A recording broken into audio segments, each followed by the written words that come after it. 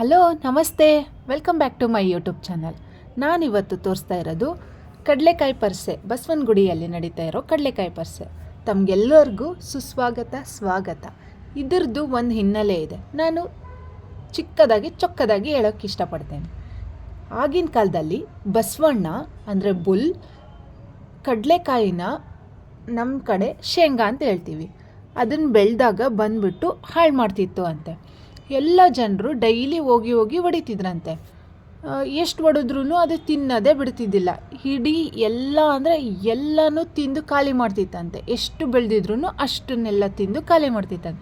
ಒಂದಿನ ಎಲ್ಲ ಜನರು ಹೋಗಿ ಬೇಡ್ಕೊಂಡು, ನಾವು ನಿಮಗೆ ಇಷ್ಟು ಶೇಂಗಾ ಕೊಡ್ತೀವಿ, ನೀವು ನಮಗೆ ಬಂದು ಹಾಳು ಮಾಡಬೇಡಿ ಅಂತಂತೆ.